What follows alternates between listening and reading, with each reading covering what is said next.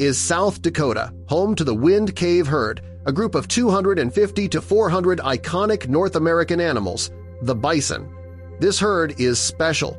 What you're looking at isn't just a herd of bison, this is nature's most unlikely rescue mission. A story so incredible it sounds like fiction, but it's real and it's happening right now. Today, we're diving deep into one of the most extraordinary conservation stories of our time, a tale of destruction, hope, and redemption that spans 2 countries and nearly 150 years. This is the story of how humanity nearly erased one of North America's greatest creatures, and how those very same creatures are now fixing our mistakes. Picture this. The year is 1800. Across the Great Plains of North America, a sight unfolds that would take your breath away.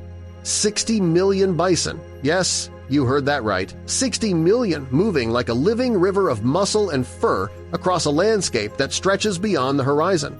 These weren't just animals. They were the architects of an entire world. Every step they took, every blade of grass they ate, every depression they rolled in the dust, it all mattered. They were prairie engineers sculpting the land with the precision of master craftsmen. Today, in places like South Dakota's Wind Cave National Park, we can still witness echoes of that ancient majesty. Here, 250 to 400 bison roam free, one of only 7 truly wild herds left in the United States. These animals carry something precious, pure genetics unmarked by domestic cattle breeding. But even these survivors carry a dark secret in their DNA, the memory of near extinction. The story of what happened next is one of the darkest chapters in North American history. The mid-1800s, America was expanding westward with unprecedented speed. Railroads carved through the heart of bison territory, and with them came an industry that would change everything. What happened next wasn't just hunting. It was systematic annihilation. Profit-driven slaughter for pelts, tongues, considered delicacies, and hides that would become leather goods back east. The numbers are staggering and heartbreaking. Indians and the white settlers kept hunting them until they were nearly extinct. The buffalo herd went from 30 million to 10 in 1870. From those original 60 million, only 5.5 million remain. By 1880, just 400 survived. But the horror wasn't over. There was another, more sinister motivation behind this slaughter. Government policies deliberately targeted bison to weaken indigenous tribes who depended on them for survival. It was ecological warfare. By 1889, across the entire North American continent, only 541 bison remained alive. 541 from 60 million to fewer than the population of a small town. It was quite literally one of the fastest ecological collapses in recorded history. But this devastation wasn't limited to the United States. Across the border in northern Mexico, Spanish colonists and their descendants, the Ciboleros, had been conducting their own campaign of destruction since the 16th century. Newspaper reports from the 1820s to 1860s describe large-scale roundups and mass slaughter across the plains of what is now Chihuahua State. By 1870, there was virtually no resistance from the animals because there were virtually no animals left. By the dawn of the 20th century, the great thunder of the plains had been reduced to a whisper. When the bison disappeared, something else vanished too, something that wouldn't become apparent for decades. The land itself began to die. In northern Mexico, where millions of hooves once aerated the soil and massive bodies once fertilized the grasslands, the earth began to harden into an impermeable crust. When rains came, instead of soaking into the ground, water rushed across the surface, carrying away precious topsoil. Dr. Maria Rodriguez, a soil scientist who has studied this region for over 2 decades, discovered something alarming. The soil layer was disappearing at a rate of 0.2 to 0.4 in every single year.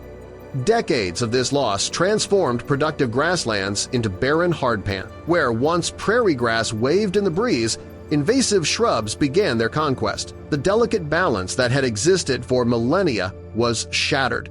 The cascade effect was devastating. Black-tailed prairie dogs, those industrious rodents whose underground cities once connected vast networks beneath the plains, began disappearing. too. In 1988, researchers documented a prairie dog complex covering 136 acres in northern Mexico.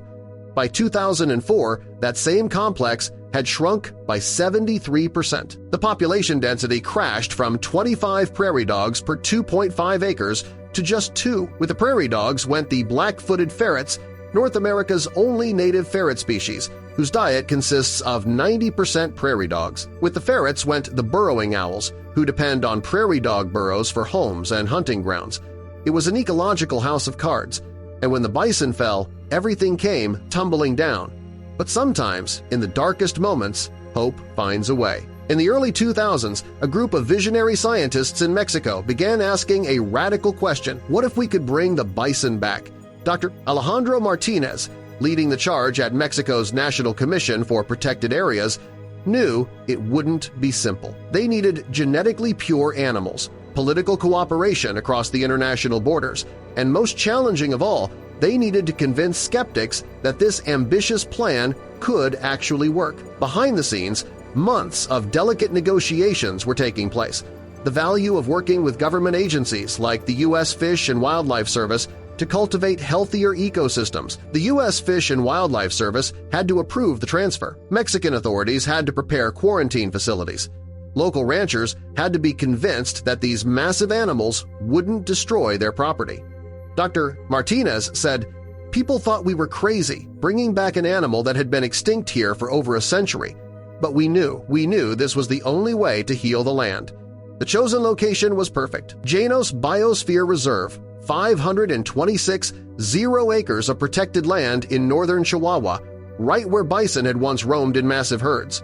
And then in 2009, it happened. May 3rd, 2009, a convoy unlike any other crossed from South Dakota into Mexico. In specially designed trailers, 23 bison, descendants of the Wind Cave herd, were coming home to land their ancestors had thundered across for millennia. The logistics were staggering. Each animal weighed up to 20 pounds. They needed special veterinary care, custom transportation, and round-the-clock monitoring. One wrong move could injure the animals or derail the entire project. Dr. Rurik List, the Mexican biologist who oversaw the release, later described that moment as watching history repair itself. Dr. List said, "When those gates opened and the first bison stepped onto Mexican soil, I'm not ashamed to say I cried. We were witnessing the return of giants." But this was just the beginning. What happened next was nothing short of miraculous. Within months, the land itself began to transform. Remember that impermeable soil crust that had been suffocating the land for decades? The bison's massive hooves began breaking it up piece by piece. Their weight, which might seem destructive, was actually performing delicate surgery on the ecosystem. Unlike domestic cattle, who tend to linger in one area and overgraze, wild bison are constantly moving. They're always alert, always searching, never staying long enough to damage any single spot. Studies conducted in Colorado revealed something extraordinary. Soil in areas where bison grazed contained 40% more available nitrogen than areas without them. The bison weren't just walking across the land, they were fertilizing it. Each adult bison produces between 50 and 59 pounds of manure daily. Multiply that by the growing herd, and you're looking at tons of organic fertilizer being distributed across thousands of acres every single day. The results were visible within the first year. Green shoots of native grass began pushing through soil that had been barren for decades. But the bison's impact went far beyond soil and grass. They were creating what scientists call mosaic landscapes, patches of short grass where they'd grazed mixed with areas of tall grass they'd left untouched. And that's when the prairie dogs began to return. These industrious rodents need short grass to spot predators and thrive. The bison were creating perfect prairie dog habitat just as they had for thousands of years. The prairie dogs brought their own magic. Their extensive tunnel systems, some stretching for miles underground, acted like a natural irrigation and aeration system for the soil. And then came the ultimate sign that the ecosystem was healing. In 2014, 5 years after the bison's return, motion sensor cameras captured something extraordinary: black-footed ferrets hunting prairie dogs in the Llanos Reserve. Dr. Ist's team couldn't contain their excitement. These ferrets hadn't been seen in northern Mexico in over a century. Soon after, burrowing owls returned, followed by dozens of other species that had been absent for generations. By 2010, the first calves were born on Mexican soil. By 2015, the herd had grown to 100. By 2018, over 200 bison roamed the reserve. The success attracted global attention. Additional bison were transferred from other U.S. herds, each animal carefully selected for genetic diversity and health.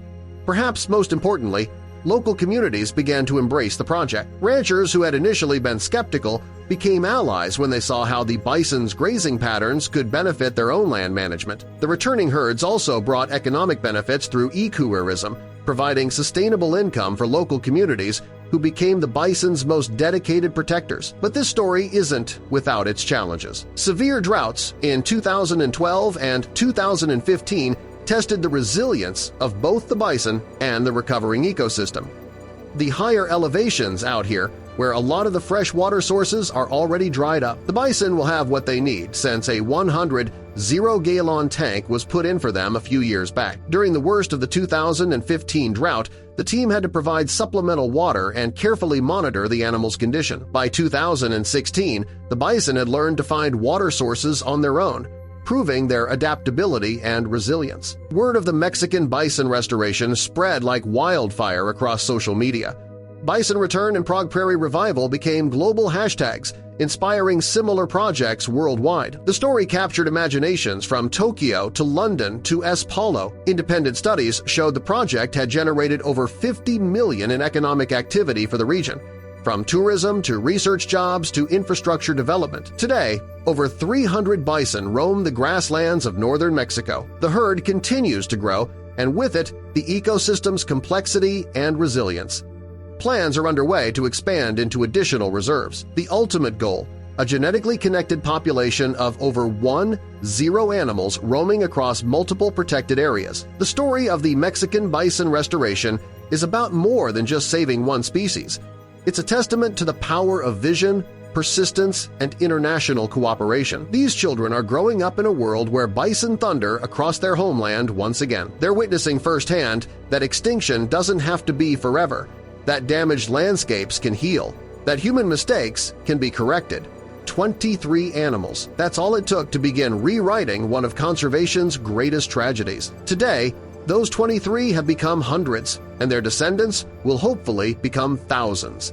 The Great Prairie Resurrection isn't just happening, it's accelerating, and with every thundering hoofbeat, with every blade of grass that pushes through once barren soil, with every prairie dog that pops up from its burrow, we're reminded of a simple but profound truth. Nature is remarkably resilient. Sometimes it just needs a little help from its friends.